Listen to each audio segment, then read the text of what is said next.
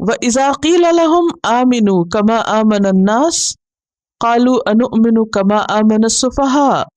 اس آیت سے کیا پتہ چلتا ہے منافقین کے بارے میں؟ منافقین مخلص اہل ایمان کو بیوقوف سمجھتے ہیں، اور کیا کرتے ہیں؟ خود کو بڑی چیز سمجھتے ہیں۔ اندر اتنا گند بھرا ہوا ہے کہ نور اندر اتر ہی نہیں رہا، یہ مشکل ہے۔ آپ دیکھیے کہ صحت کے لیے اب سب سے پہلے کیا مشورہ دیا جاتا ہے؟ کوئی بیمار ہو تو کیا کہتے ہیں؟ کیا کرو؟ ڈی ٹاکسیکیشن، ڈیٹاکس کرنے کا مشورہ کیوں دیتے ہیں؟ کیونکہ جس بندے کے اندر زہر بھرا ہوا ہو اس پر اچھی سے اچھی دوا اثر نہیں کرتی۔ تو کسی دوا کی جسم میں قبولیت کب ہوتی ہے؟ جب اندر اس کے وہ صلاحیت پائی جائے۔ اس صلاحیت کے لیے کلینزنگ چاہیے ہوتی۔ معاشرے کے اثرات، اور آج کل تو آپ دیکھیے کہ ہر طرف سے کہیں کان میں کچھ پڑ رہا ہے، کہیں آنکھوں سے آپ کے اندر کچھ جا رہا ہے، کتنا جنک جا رہا ہے اندر، جا رہا ہے یا نہیں؟ سارا دن ہم کیا سنتے، دیکھتے، بولتے، کہاں رہتے ہیں؟ ہم اپنے بچوں کو دیکھیں، نگاہیں کیا دیکھتی ہیں سارا دن؟ ٹی وی بند بھی کر دیں ذرا باہر تو نکلیں، کان کیا سنتے ہیں سارا دن؟ ہمارے گھروں کا ماحول، یا پھر ریڈیو، ٹیلی ویژن، اور اب تو ریڈیو ٹیلی ویژن بھی آؤٹ ڈیٹڈ چیزیں ہیں، اور بہت کچھ ہے، انفارمیشن کا دور ہے، ہر طرف سے خیالات اور آئیڈیاز اور نظریات کی یلغار ہے جو ذہنوں کو پکڑے ہوئے، یا نہیں؟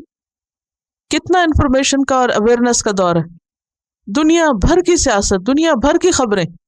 پہلے تو یہ ہوتا تھا نا کہ کہیں کو مسئلہ ہوتا تھا تو پہنچتی تھی بات، اور اب کیا ہوتا ہے؟ ہر وقت لائیو نشریات ہو رہی ہیں، اور صرف سنی نہیں جاتی، اب تو کہیں کچھ ہوتا ہے تو تصویر بھی ساتھ ہی ہے اور تبصرے بھی ساتھ ہیں۔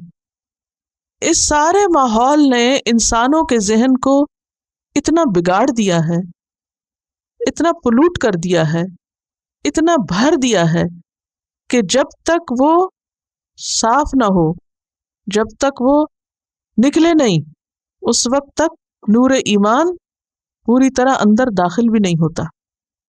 کیونکہ ہم اللہ کی بات کو بھی کیسے لیتے ہیں؟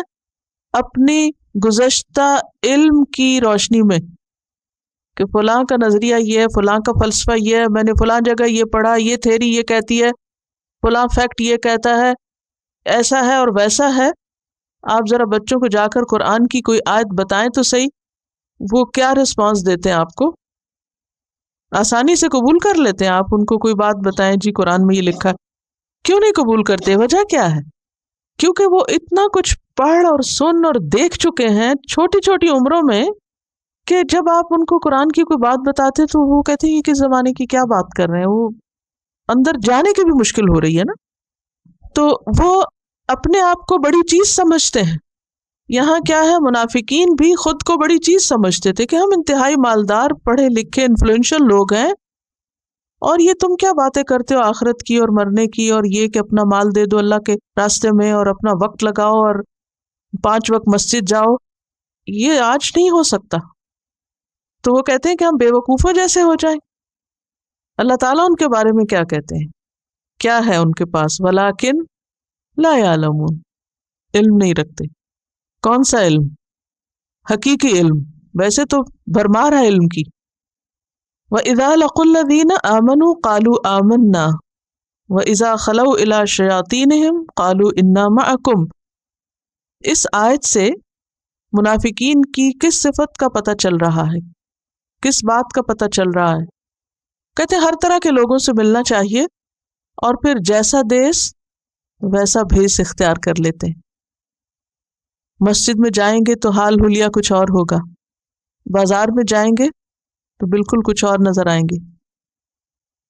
جہاں سے کچھ فائدہ ملا وہیں کے ہو گئے، ویسے ہی بن گئے۔ انما نحن مستہزئون، اس سے کیا پتہ چل رہا ہے کہ ان کا ایک اور ٹریٹ کیا ہے؟ مذاق اڑانا، ایمان والوں کو ڈیگریڈ کرنا، اس پہ ہنسنا۔ اللہ یستہزئ بہم ویمدہم فی طغیانہم یعمہون۔ یعمہون سے کیا بات پتہ چلتی؟ ترجمہ پڑھ کے بتا دیجیے۔ کنفیوزڈ ہیں، کنفیوژن کا شکار ہیں، حیران و ششدر ہیں، متردد ہیں، نہ ادھر کے نہ ادھر کے۔ وَإِذَا قِيلَ لَهُمْ آمِنُوا كَمَا آمَنَ النَّاسُ قَالُوا أَنُؤْمِنُ كَمَا آمَنَ السُّفَهَاءُ أَلَا إِنَّهُمْ هُمُ السُّفَهَاءُ وَلَكِنْ لَا يَعْلَمُونَ وَإِذَا لَقُوا الَّذِينَ آمَنُوا قَالُوا آمَنَّا وَإِذَا خَلَوْا إِلَى شَيَاطِينِهِمْ قَالُوا إِنَّا مَعَكُمْ إِنَّمَا نَحْنُ مُسْتَهْزِئُونَ اللَّهُ يَسْتَهْزِئُ بِهِمْ وَيَمُدُّهُمْ فِي طُغْيَانِهِمْ يَعْمَهُونَ أُولَئِكَ الَّذِينَ اشْتَرَوُا الضَّلَالَةَ بِالْهُدَى فَمَا رَبِحَتْ تِجَارَتُهُمْ وَمَا كَانُوا مُهْتَدِينَ